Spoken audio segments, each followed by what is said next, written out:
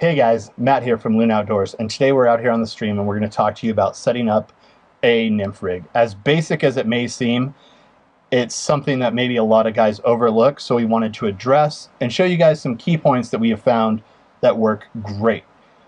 First off, obvious stuff here, floating fly line, maybe a nymph specific line as well, that really kind of helps you with the whole nymphing process. So from the tip of our fly line, we've gone to welded loops now, so we're going to teach you how to build a butt section with loops. My personal favorite butt section material is amnesia, and the reason that I use a section of this line is so that I can mend, but the energy is lost at the tip of the fly line and doesn't transfer through the amnesia, meaning that you can move your fly line, control your drift without moving your bugs. So I'm typically running about a 20 to 30 pound section of amnesia. These happen to both be 30. When I'm guiding out of my drift boat, I have red in the back, green in the front. I know which guy to yell at in case their indicators are the same color that day. So what I have here is just a 3-foot section, and we're going to tie a simple perfection loop in here. Now I'm not going to teach you specifically how to tie the perfection loop.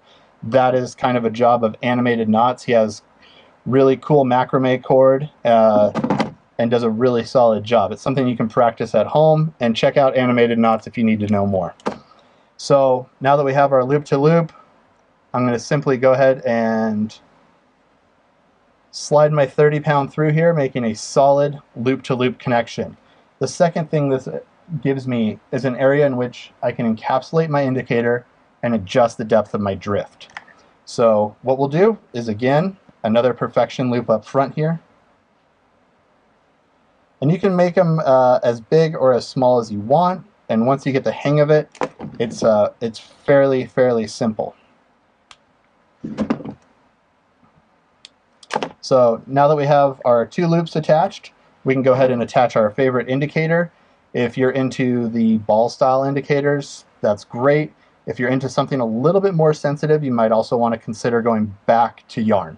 It lands a lot softer and is much better for spooky trout.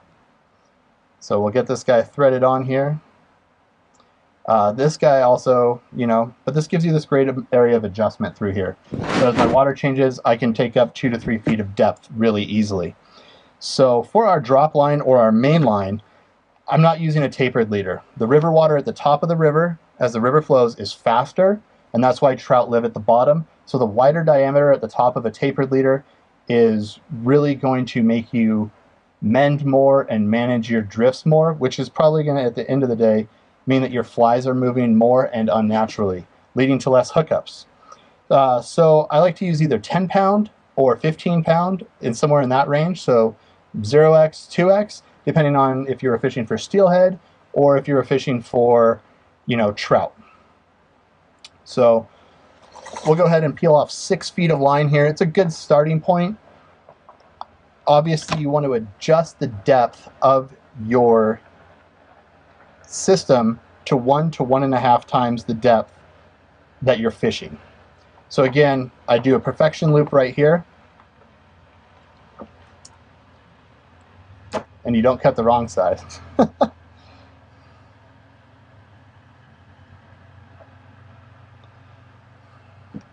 So we'll just do a nice simple perfection loop here. And from there we're going to run right through and do, again, a loop to loop connection. The great thing here is that you don't have to ever, you can adjust the depth of this. If this gets torn up, you're not losing a ton of work. You're just losing a quick knot section here.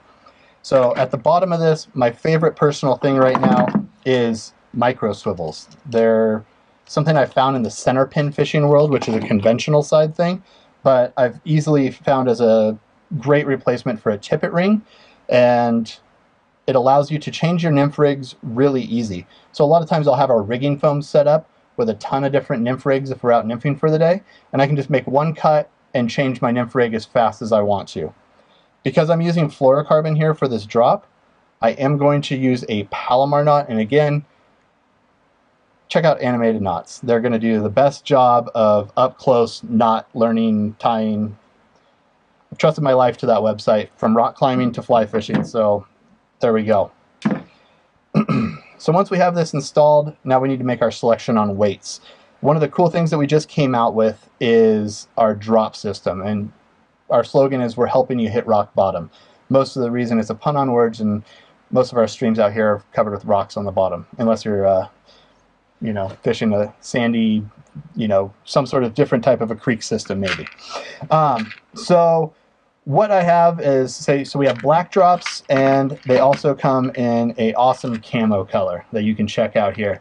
I'm pretty partial to the camo side of things. I don't know why. It's just me.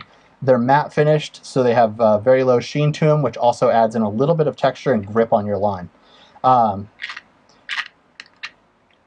So they come in all these different pots and different configurations. I'm sure I could sit here and bore you for 5 minutes with everything, but we'll just go through the meat and potatoes of it here.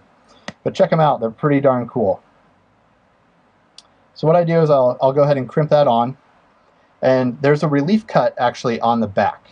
So say if we got into a fishing situation, you needed to adjust this, slide this, you can come in on the backside and simply reopen the actual weight. And say we're fishing a nice shallow riffle and we needed to bump that up, and we wanted to fish down a little bit. So there you go. Reattached, good as new. So when it comes to attaching flies, like I said, I'm using the rigging foams a lot of times. It allows me to do quick fly changes. Say if I see a different bug coming off or a different water situation, maybe I want to switch to soft tackles for a little bit slower water, more suggestive, versus heavier nymphs for plunge pools and stuff. So you're going to tie off of here, and there's tons of different ways that you can go ahead and do that. I mean, guys tie, you know, from the hook bend to the eye. I tie Palomar knots a lot of the time, or you can do blood knots and do like the Christmas tree looking rigs. That's going to be really all up to you and your fishing preference. They all do work. They all do catch fish. So at the end of all this, we'll just walk back through the system one more time here, kind of untangle all this mess.